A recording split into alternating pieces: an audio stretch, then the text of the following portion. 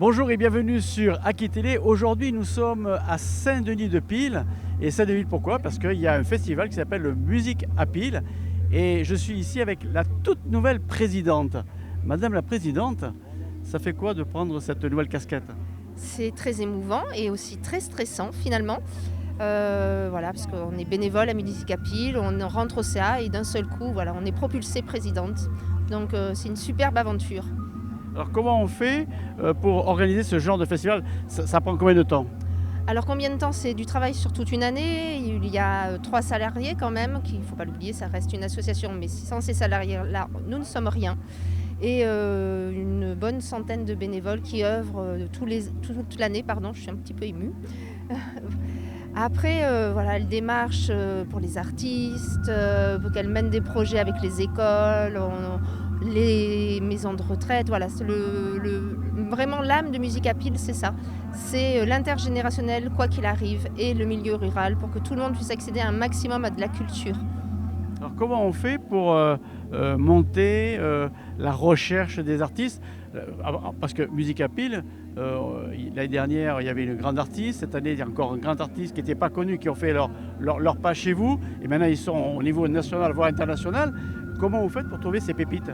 Alors, on a une chargée de production, Chloé Marchand, qui travaille en collaboration avec Florence Olivier aussi. Et c'est leur travail, en fait, ce sont des dénicheuses de talent, c'est ce qu'on disait tout à l'heure. Elles cherchent et trouvent des pépites tous les ans. Donc, elles sont extraordinaires, voilà, je ne peux pas dire autrement. Alors, ce festival, il a un coût. On peut savoir à peu près combien ça coûte? Non, il vaut mieux que ça reste dans les secrets, dans les coulisses. Après, voilà, on a beaucoup d'aides quand même, mais on n'en a jamais assez parce que tout coûte de plus en plus cher. Tous les festivals s'en rendent compte. D'ailleurs, on voit des festivals qui mettent la clé sous la porte. Donc ça devient compliqué. C'est pour ça que c'est important que ça reste ancré dans le territoire et qu'on continue avec toujours cet état d'esprit, se dire que c'est pour les personnes qui habitent dans le coin et qu'il faut que ça reste accessible à un maximum de personnes. Musique à Pile 2025, ça sera quoi? Suspense, j'ai envie de vous dire. Madame la présidente, la région est partenaire de Saint-Denis-de-Pile ici pour les Musiques à Pile? Absolument, on est partenaire de l'association, on les suit depuis de nombreuses années. C'est un festival qui a montré sa capacité à faire venir des artistes, à faire venir du monde. Et en effet, comme tous les ans, on est à leur côté. On est à leur côté pour subventionner le festival, mais aussi à leur côté pour d'autres actions qui mènent tout au long de l'année. Parce que MKP, c'est pas qu'un festival 2 ou 3 jours dans l'année, c'est un travail au long cours. En règle générale, la région, le conseil régional aide beaucoup les associations. C'est important d'aider le tissu associatif et puis en particulier sur la culture. Voilà, c'est un secteur où on sait qu'il peut y avoir des aléas. C'est important que les partenaires publics soient présents aussi. Et puis ici à MKP, ils montrent aussi une capacité à aller chercher du sponsoring, à aussi avoir des gens qui viennent évidemment au festival. Et puis souvent, ils sont des nicheurs de talent. Donc pour nous, c'est plutôt sympa de pouvoir les aider, les accompagner. Ouais. La région, elle dépense beaucoup pour ce genre d'activité? Ici, la subvention cette année, c'est 18 000 € pour le festival, mais il y a aussi d'autres accompagnements divers au long cours. Et après, oui, bien sûr, on a un budget dédié à la culture où on aide les médiathèques, la lecture publique. C'est le cas ici avec BOMA qui a aussi été subventionné par la région Nouvelle-Aquitaine. On aide les festivals, on aide à la réhabilitation du patrimoine. Voilà, du patrimoine historique et des monuments historiques. On aide les métiers du livre, les métiers de la création de façon générale. On accompagne certaines agences de création culturelle en Nouvelle-Aquitaine. Bref, on est sur des partenariats. Il y a une vraie politique culturelle à la région. Alors ce soir, il va y avoir plusieurs groupes qui vont se présenter au public. Vous allez danser? Oui, je vais danser, moi je danse toujours. Je suis première adjointe au maire de Libourne aussi, je suis un peu la locale de l'étape et ceux qui me connaissent savent que je profite pleinement des festivals. Madame le maire, nouvelle édition Musique à Pile? 26e édition de Musique à Pile. pour ce soir et encore une très très belle programmation. Nous espérons que la météorologie nous préserve cette année, mais bon, qu'il pleuve, qu'il vente, nous sommes à Musicapil et le monde commence à arriver avec Yamé, victoire de la musique cette année, qui a été encore une fois déniché par Musicapil, qui est un beau festival, pas un petit festival parce qu'il est reconnu aussi en Gironde et au-delà de la Gironde, mais c'est vrai que par ses moyens, il lui faut beaucoup de talent et notamment à ses organisateurs pour arriver à trouver un équilibre et faire vivre ce festival, bien sûr avec le soutien de la commune, avec le soutien du département, de la région qui pour nous sont très très importants. C'est compliqué de créer ce genre de festival? Oui, c'est compliqué de créer une programmation culturelle en milieu rural. C'est certainement plus compliqué parce qu'il y a un petit peu moins de monde et moins d'habitude de sortir qu'en milieu urbain. Mais vous voyez, il continue à avoir un beau succès, une belle reconnaissance et donc nous œuvrons en ce sens pour que ici aussi, à Saint-Denis-de-Pile, les gens puissent profiter de ce qu'il y a de meilleur en matière culturelle. Est-ce que, bon, c'est culturel, mais est-ce que rentablement, ça vaut le coup?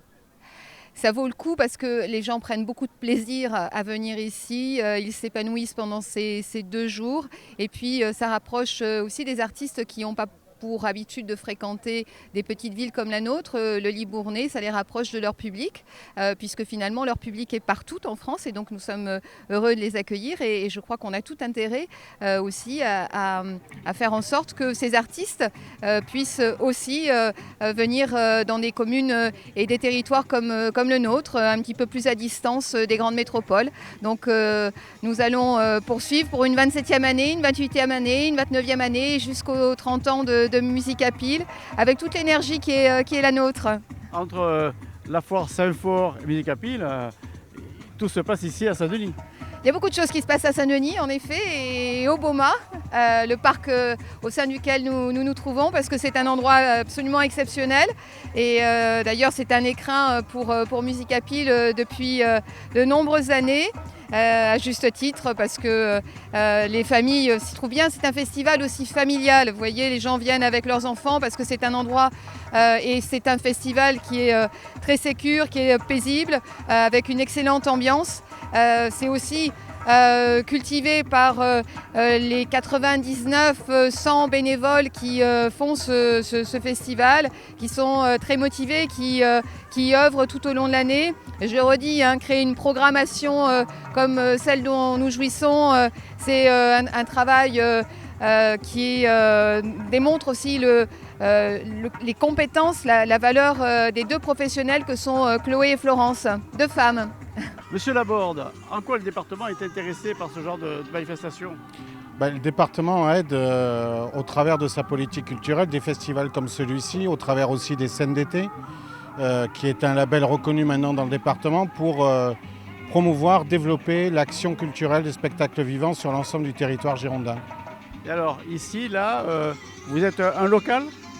Oui, moi je suis conseiller municipal de Saint-Denis-de-Pile, j'habite ici depuis plus de 20 ans, je connais donc très bien le festival. Je pense que mon premier festival c'était en 2004 ou 2005, Musicapil, et c'est un festival qui n'a cessé d'évoluer, de bouger, d'évoluer avec son temps, de se transformer et il a aujourd'hui une notoriété qui est méritée parce que c'est d'abord du spectacle de qualité. C'est une association des bénévoles mais aussi des professionnels qui sont reconnus sur l'ensemble du territoire girondin. Tout ça fait que à la fois les Dionysiens, les habitants du canton se retrouvent et c'est aussi une fierté, il me semble, pour les habitants du canton d'avoir un festival comme celui-là. Musicapil, c'est un festival qui est labellisé scène d'été? Alors il n'est pas labellisé scène d'été en tant que tel, il ne me semble pas, mais par contre le département l'accompagne et l'accompagne depuis de nombreuses années. On mène une réflexion à la fois au travers de ce festival, mais aussi du festival Pile de Drôle, qu'ils mettent en œuvre au printemps en direction des scolaires. Ils mènent un certain nombre d'actions culturelles, d'éducation populaire, et c'est aussi très important. Et c'est aussi à ce titre que le département les accompagne. Ça sera un bon cru aujourd'hui? Ça sera, je pense, un bon cru. D'abord, il y a Yamé ce soir qui est, je pense, qui va être la révélation de ce festival comme Zao de Sagazan l'était l'année dernière. Vraiment, Et là encore, ce n'est vraiment pas la première fois que les programmateurs du festival Musique à Pile arrivent à dénicher des talents qui ensuite percent et même explosent sur la scène nationale et internationale. Et puis demain, bon, il y aura Raphaël notamment et des têtes d'affiche importantes. Mais oui, je pense que ça va être un très bon cru. Il ne pleut pas et donc il ne va pas pleuvoir du week-end. Voilà. C'est bon le son? Bonjour Yamé. Bonjour. Alors, ça vous fait quoi d'être ici à Saint-Denis-de-Pile? C'est incroyable. L'ambiance est... On a été très bien accueillis par les équipes. On sent qu'on est avec... En plus, ils sont tous très jeunes. Ils kiffent. Et ça joue beaucoup dans les tournées de festival, la manière dont on est accueillis. Alors, on peut faire un point sur votre carrière, toute jeune? On peut. Elle a commencé cette carrière lorsque j'ai quitté mon travail au confinement. Ça a commencé avec des projets assez rap qui se sont rapidement déclinés avec TikTok sur des projets beaucoup plus musicaux, beaucoup plus mélodieux. Et ça a donné lieu à Hello Oui que je défends aujourd'hui dans une tournée de festival cet été. On peut savoir combien de personnes vous suivent sur le réseau? 1,1 million je crois, quelque chose comme ça. 1,1 million, c'est ce que je vois comme chiffre régulièrement. Ça fait plaisir, non? Ça fait plaisir, bien sûr. Bien sûr. Beaucoup d'étrangers en plus. Beaucoup d'international. Votre set ce soir, il va durer combien de temps? Ça va faire entre 1h, 1h15. Combien de morceaux? Je saurais pas vous dire. Une dizaine, quelque chose comme ça. Écoutez, on vous souhaite la plus grande des chances. Merci beaucoup. Merci beaucoup. Après Yamé, on est ici avec Lada Diva. Alors Lada Diva, c'est un groupe franco-arménien. Je suis avec Jacqueline et Louis. Alors, présentez-moi un peu votre groupe. Bonjour, nous sommes la Daniva, c'est Louis, moi je suis Jacqueline. Et on fait une musique très métissée, multiculturelle. Et voilà. Il y a longtemps que vous faites ce groupe? C'est depuis un peu plus de 3 ans. Donc on est arrivé en même temps que le Covid. Alors, dans le groupe, qui fait quoi? Alors moi, je fais sur scène, je fais un peu de trompette, un peu de flûte, un peu de guitare. Et puis on a d'autres musiciens, mais par contre, quand on enregistre en studio, on fait un peu tout à deux. Et puis voilà, on joue les percussions, un peu de tout. Voilà. Comment on peut classer votre musique? Alors ça c'est une grande question qu'on se pose tout le temps. Mais je ne sais pas, on n'arrive pas à trouver la réponse. Vous avez une idée? Comment on peut l'appeler? Non? Après le concert, peut-être vous aurez une idée. Moi, je dirais musique métissée ou...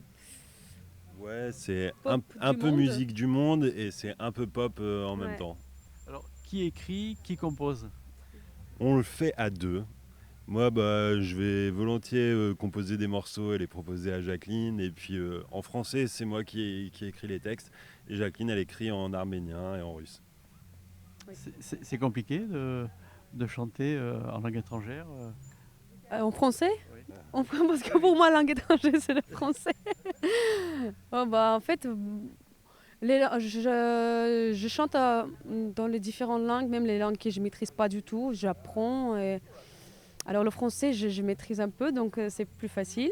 Et l'arménien aussi, c'est ma langue. Et le russe, c'est la langue que je maîtrise le mieux. Donc non, j'ai pas de souci avec les langues. Et même à l'oral, je peux apprendre n'importe quelle langue pour chanter. Alors ce soir, votre set va durer combien de temps? 1h15. Pas mal, hein? Oui, c'est bien. Combien de morceaux? Comment? Premier morceau? Combien de morceaux? Ah, combien de morceaux? Je dirais 12-13. 12-13? Ouais. Et on va commencer par quoi? On va commencer par une improvisation un petit peu... on ne sait pas trop exactement. Et puis après, on va enchaîner direct sur un morceau très festif qui s'appelle Jaco. Non. Yaman. Ah ouais. Mais qui est le- très festif malgré tout. Oui, c'est un mélange de musique un peu des couleurs traditionnelles de musique arménienne et Maloya de l'île de la Réunion. Merci, pleine chance pour vous. Merci beaucoup pour vous aussi. Voilà, c'est parti, le nouveau festival Musique à Pile ici à Saint-Denis est parti pour 2 jours. Bien sûr, nous on va rester pendant ces 2 jours, voir un peu ce qui se passe. On vous rendra compte sur Aki Télé et de toute façon, je vous donne rendez-vous pour l'année prochaine. À très bientôt sur Aki Télé.